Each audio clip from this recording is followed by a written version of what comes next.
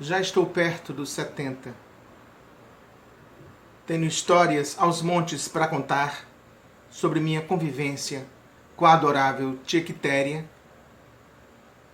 e até uma sobre nossa não convivência durante os 8 anos em que ficamos afastados em decorrência de uma briga que envolveu meu pai e tio Jerônimo semanas antes do golpe militar de 1964.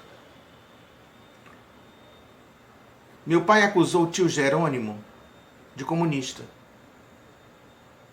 Este acusou meu pai de fascista. Mágoas de parte a parte foram revividas.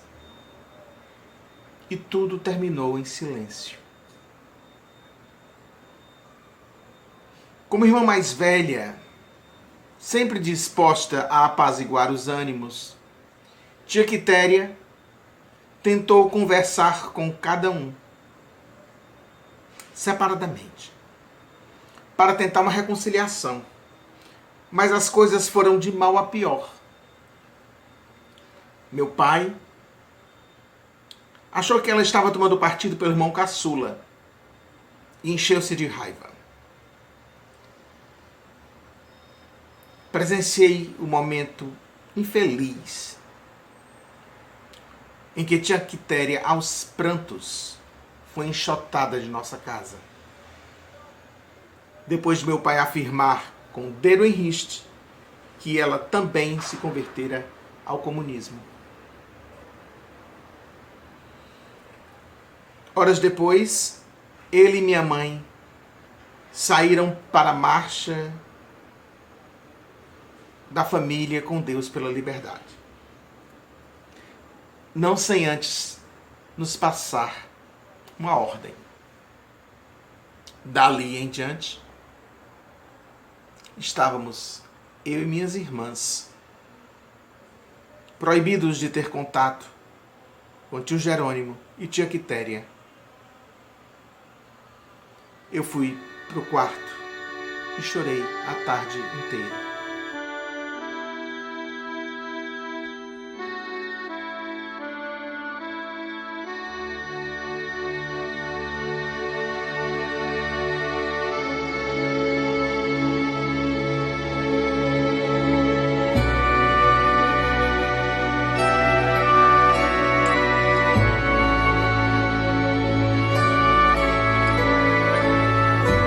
Naquela noite, meu pai chegou da passeata eufórico, impressionado com o discurso de seu ídolo, Plínio Salgado.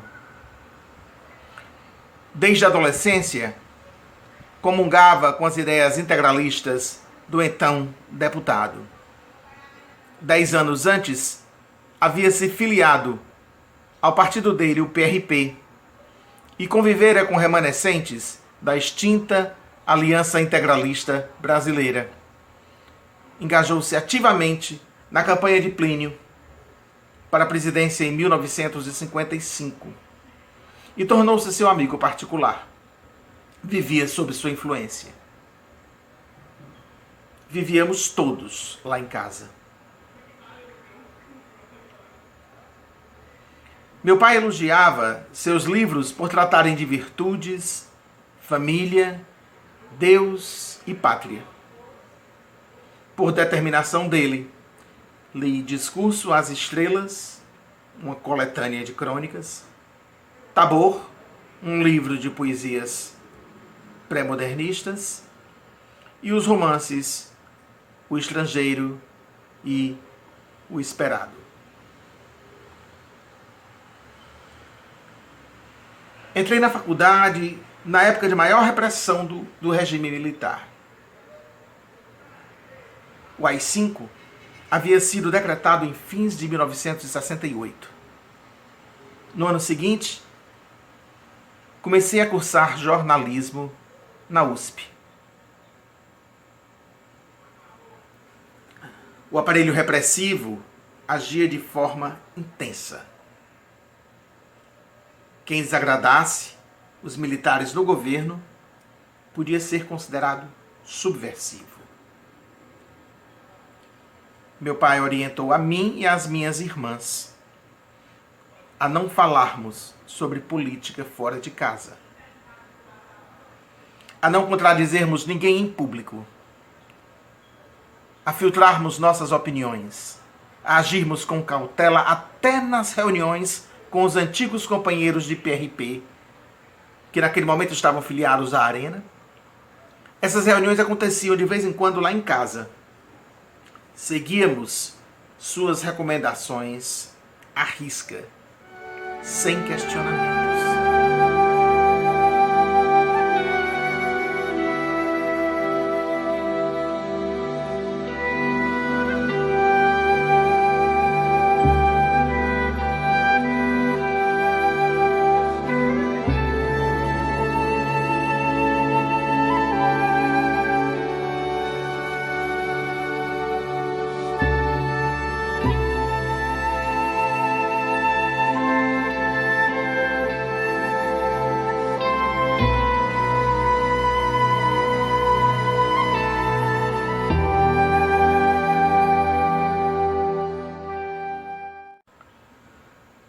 Havia quase 6 anos que meu pai não falava com tio Jerônimo e com tia Quitéria. Perdemos contato com os dois. No Natal de 1969, minha tia ligou para dizer que tio Jerônimo tinha sido preso. Ao receber a notícia, meu pai vomitou.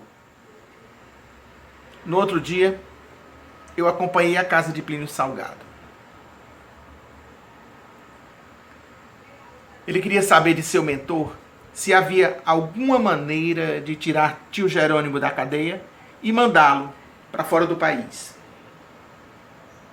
Semanas depois, soubemos que tio Jerônimo havia partido para o exílio na França.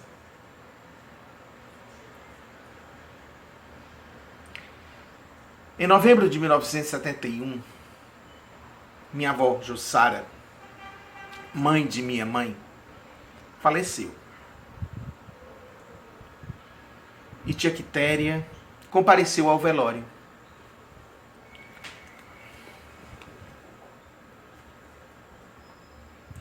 Mamãe aceitou seu abraço de pêsames. Meu pai apertou-lhe a mão timidamente.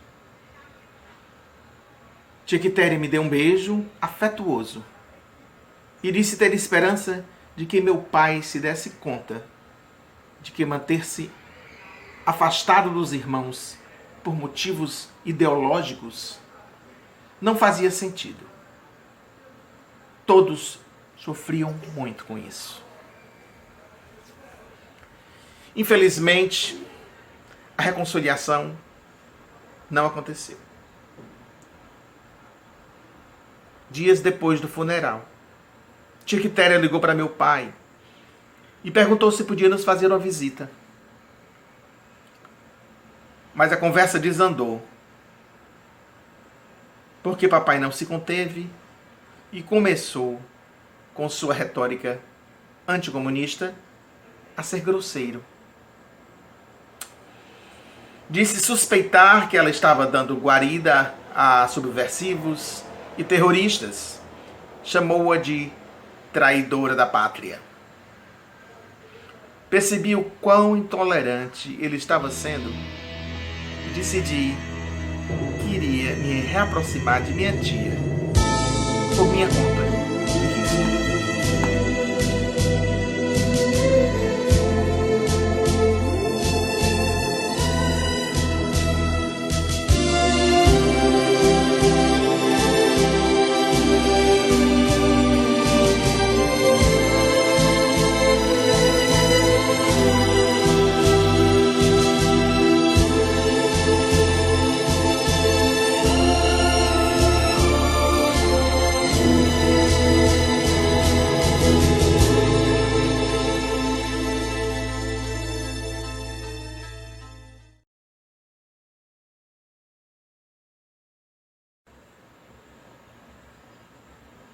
No comecinho de 1972, já em meu último ano de faculdade, comecei a estagiar no caderno de arte e cultura da Folha de São Paulo.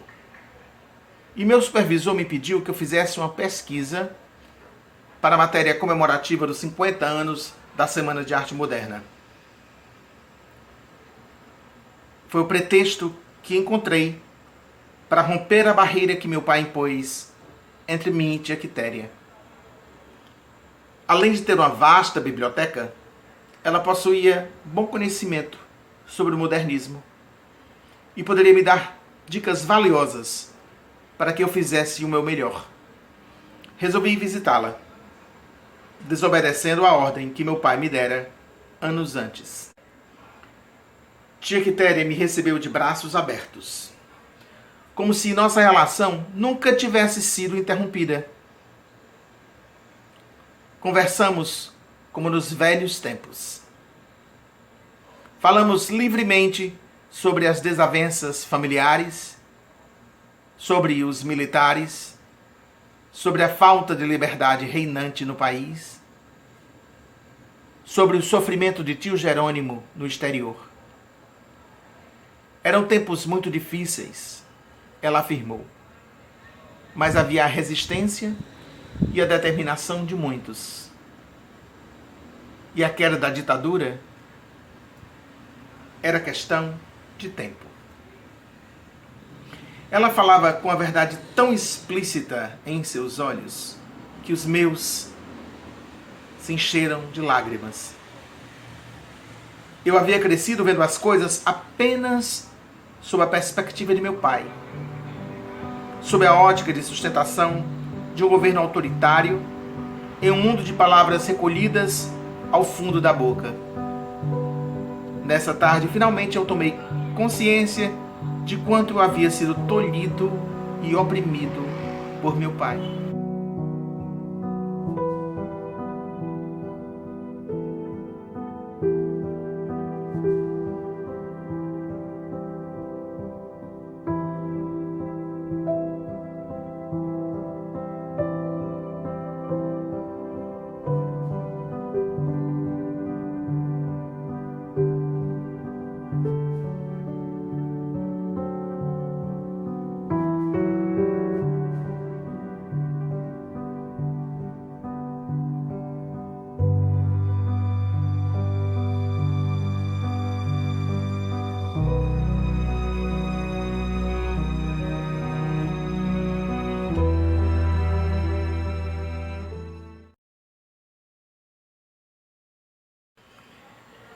Depois do lanche da tarde, com direito a pamonha e bolo de cenoura, a conversa foi sobre arte moderna.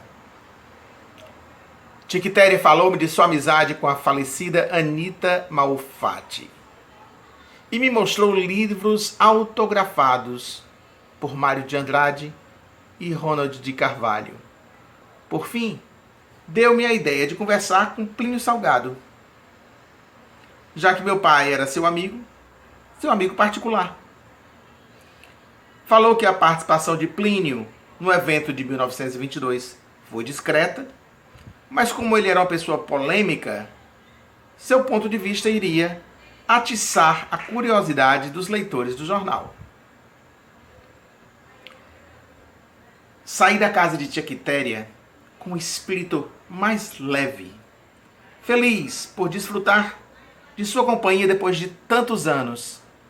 A comunista ardilosa, que acobertava terroristas e de quem meu pai nos mantinha afastados, era, no final das contas, apenas uma senhora humanista, de sensibilidade sem igual, uma mulher generosa, que apreciava o belo e que fora injustamente arrancada de minha vida por causa de uma birra.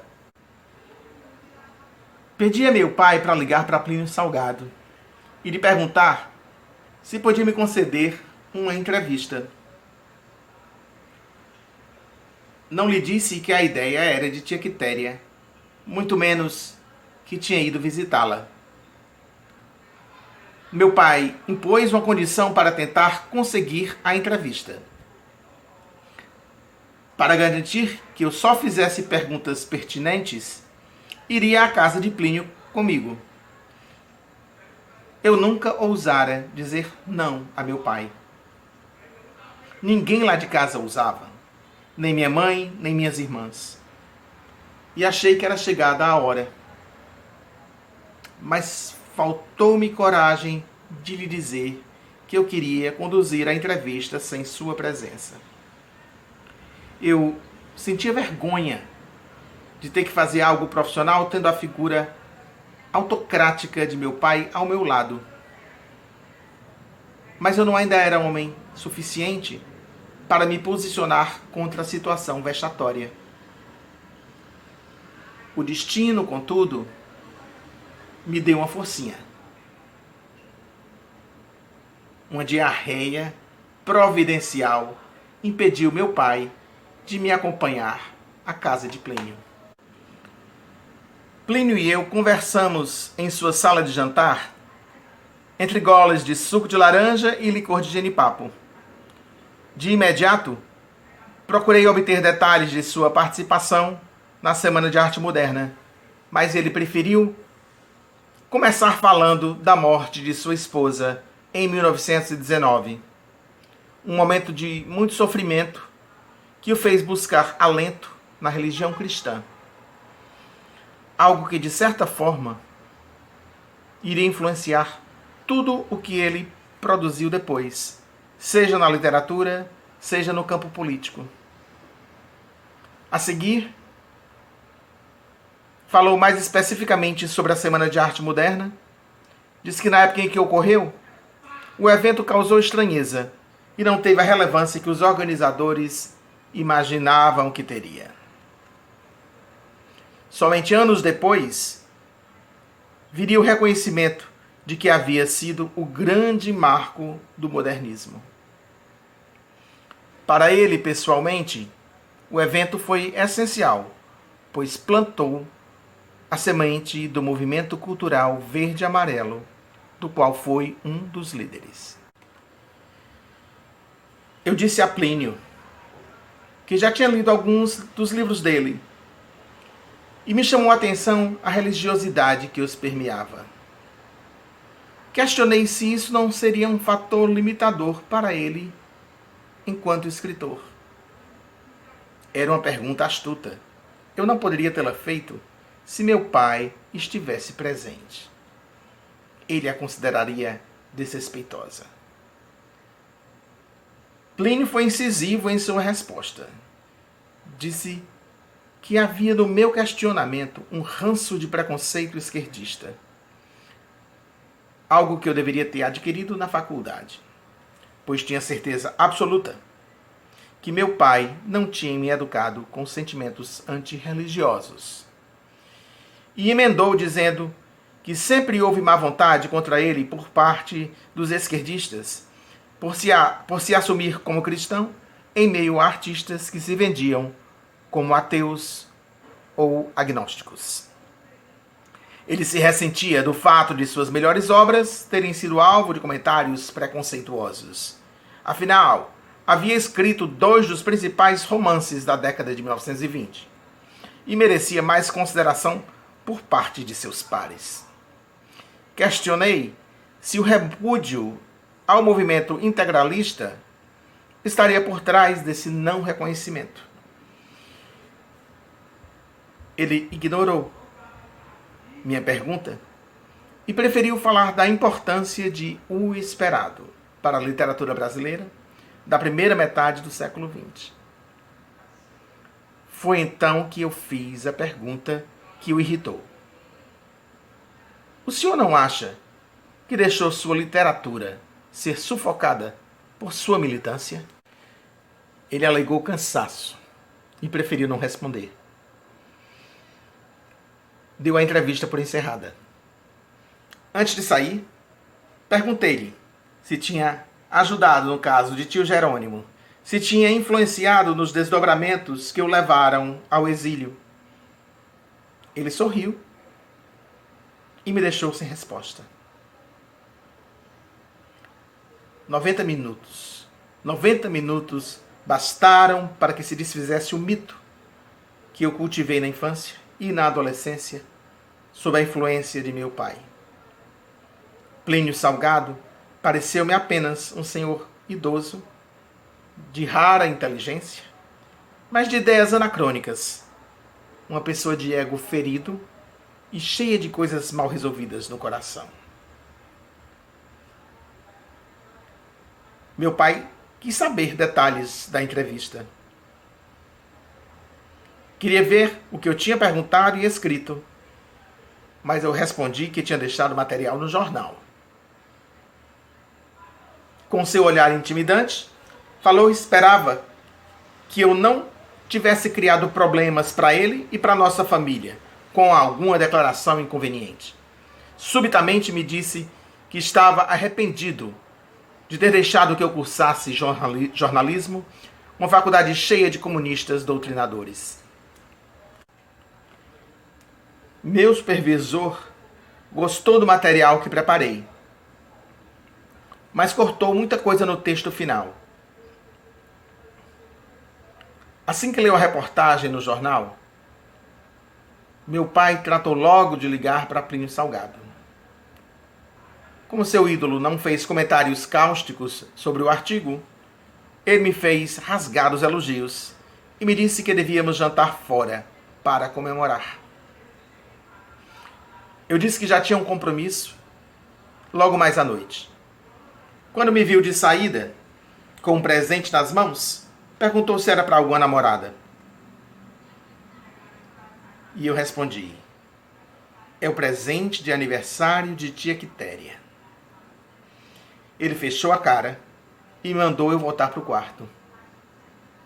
Eu disse que não. E segui meu rumo.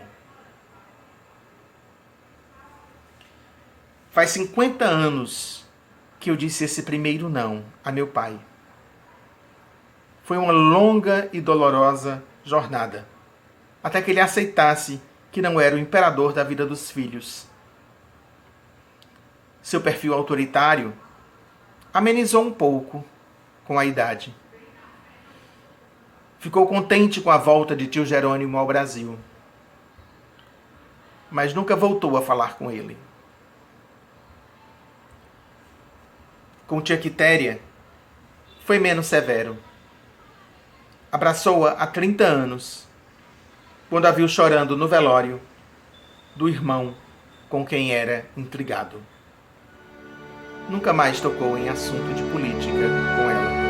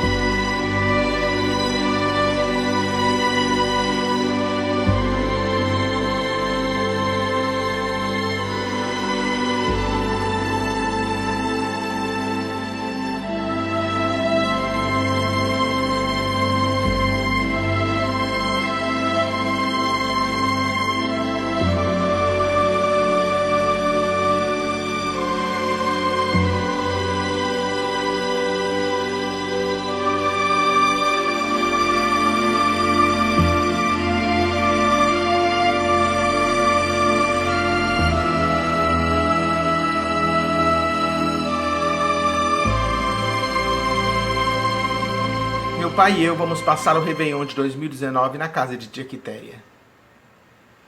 Ela está lúcida e bem para a sua idade. Já ele está completamente senil. Vai ficar encolhido num canto, com o fantasma de Plínio Salgado, alertando-o de que está cercado de comunas por todos os lados. Dormiremos na casa de minha tia.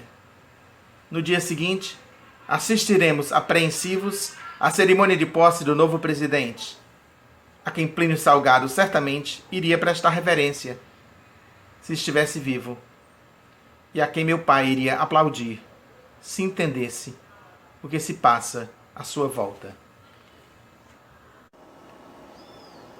E eu espero que a nossa democracia floresça, que sejam feitas as escolhas certas, que se olhe para o mais fraco, o que teve menos chances na vida. Eu espero, eu tenho que ter esperança, que haja paz, que haja tolerância, que haja uma visão mais humanista da sociedade, menos egoísta, mais honesta.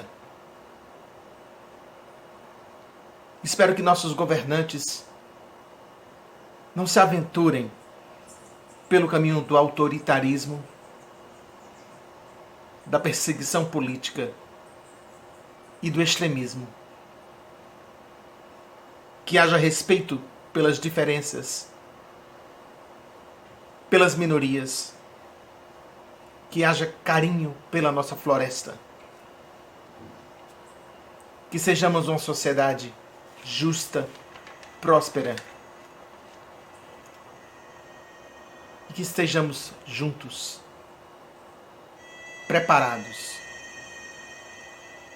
para enfrentar crises de todo tipo. Crises econômicas, crises políticas, crises institucionais, crises sanitárias, que a gente possa enfrentar com serenidade, com competência e com respeito.